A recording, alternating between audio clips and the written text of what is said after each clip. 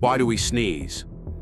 Most people think a sneeze is just an annoying reflex, but it's actually your body's emergency defense system. When dust, pollen, or germs enter your nose, tiny sensors immediately detect the danger.